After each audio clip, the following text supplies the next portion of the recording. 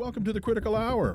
We're coming to you from the capital of the United States of America, Washington, D.C., here on Radio Sputnik. I'm your host, political scientist, author, and nationally syndicated columnist, Dr. Wilmer Leon. I'm joined here by my co-host, political analyst, Garland Nixon. Thank you, Wilmer. For the next 2 hours, we will explore and analyze the salient news stories that are impacting the global village in which we live.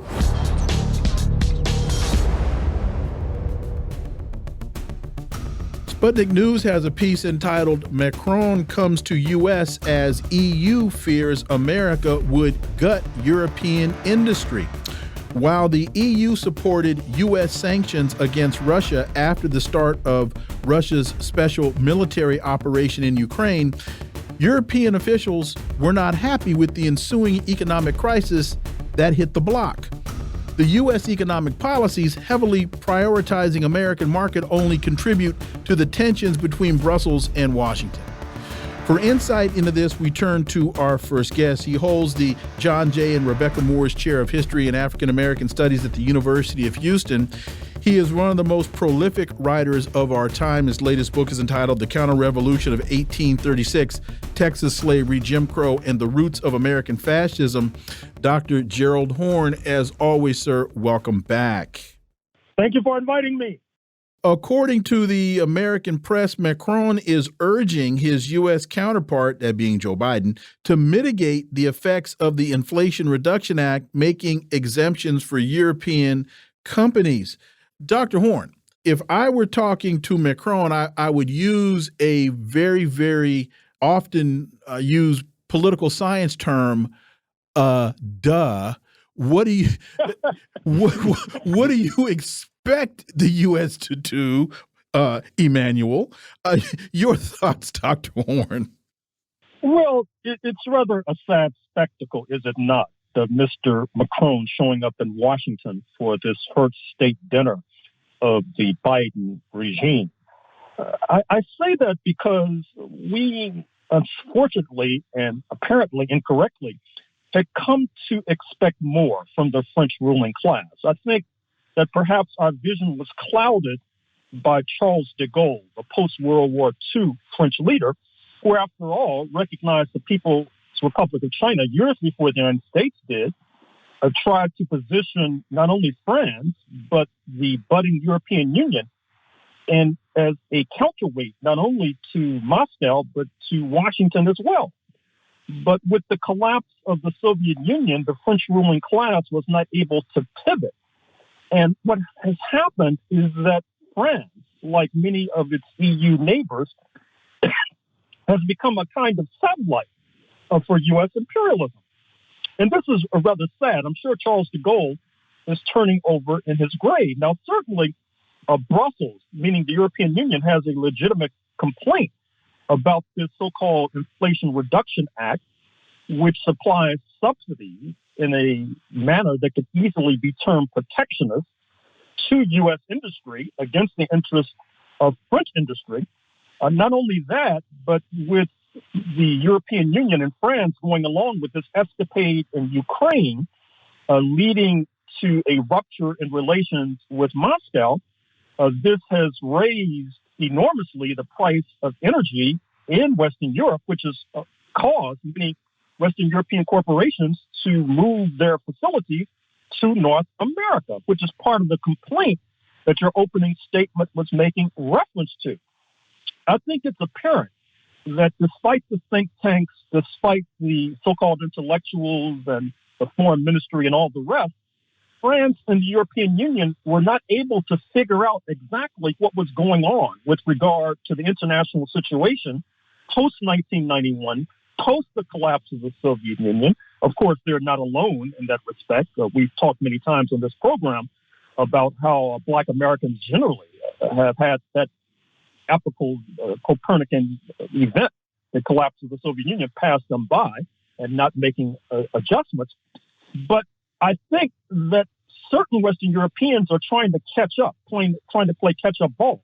I'm referring not only to Chancellor Scholz of Berlin's visit to China weeks ago, and by the way, he was supposed to be accompanied by President Macron, which would have been a real blockbuster, but also the recent comment by Oscar Lafontaine, a leading Berlin politician, who has suggested that what's happening now is the result of a centuries-long U.S. policy of disrupting relations between Russian natural resources and German manufacturing. Now, that is, in fact, what is going on, because Chancellor Scholz, even though he's tried to pivot away from this new Cold War against China, has not necessarily done so with regard to Moscow. But I dare say that unless and until he does, Europe is really going to be up the proverbial creek without a paddle. Dr. Horne, Wilmer and I often quote P.T. Barnum when he said, "It's a crime against God and nature to allow a sucker to keep his money." I think back, you mentioned Olaf Scholz. I think back of the infamous incident where, President Biden humiliated him on national television saying, "We will stop Nord Stream 2." And I think like this. If I know that I can abuse you, take your money, take your industry, all you're going to do is come and weep a little bit and go home with your tail between your legs. You're not going to do anything but keep your mouth shut. I should. Kind of like, I hate to sound like a con artist, but that's what suckers were made for. That is their job in this universe, to be taken advantage of. And so it may sound a bit harsh, Dr. Horne, but it seems appropriate. Well, I certainly understand your point. And certainly it's apparent that Germany is not fully independent. What I mean is, recall that during the Cold War, there was repetitive reference to Bulgaria, Poland, Hungary, etc., being so-called satellites of the then Soviet Union. But it's apparent that the real satellites are in Western Europe. And what's even more grating is that unlike Bulgaria, for example, which only has a population of about 8 million, Germany is a budding superpower, one of the top 5 economies perhaps on planet Earth, with a population of 82 million. And yet, because it lost World War II in 1945, it is festooned with U.S. military bases, including Ramstein, which is one of the key links in the U.S. imperial chain. And that remarkably constrains and restrains the sovereignty of Berlin.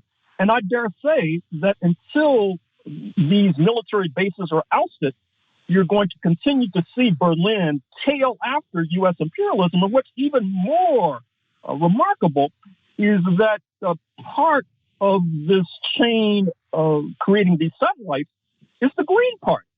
We, once again, perhaps naively, had expected more from the Green Party. But in some ways, they, as part of this coalition headed by Chancellor Scholz, the Social Democrats, have been more hawkish even than the Christian Democrats of Chancellor Merkel. And so Germany has had its politics turned upside down, likewise for France. And I would like to be a fly on the wall when Mr. Macron, who speaks fluent English, by the way, has one-on-one meetings with Joseph Biden, because if Mr. Macron has any sense when he arrives in Washington, he will read the Riot Act to Mr. Biden, but somehow I do not expect that. Politico has an interesting piece along these same lines. EU plans subsidy war chest as industry faces existential threat from the U.S. The EU is in emergency mode and is readying a big subsidy push to prevent European industry from being wiped out by American rivals. This is according to EU officials. And this makes me wonder about the development of multinational corporations and the fact that it seems a lot of the players that are involved in all of this have greater allegiance to finance than they do to the flag or the currency of their home nation. Your thoughts, Dr. Horne? Well, that's understandable. After all, Mr. Macron himself is a refugee from finance capital, that is to say, investment banking. The same holds true for Mr. Sunak, the prime minister in London, the former prime minister in Rome, Mario Draghi. And of course, they were all tied to U.S. finance capital, I should add very quickly.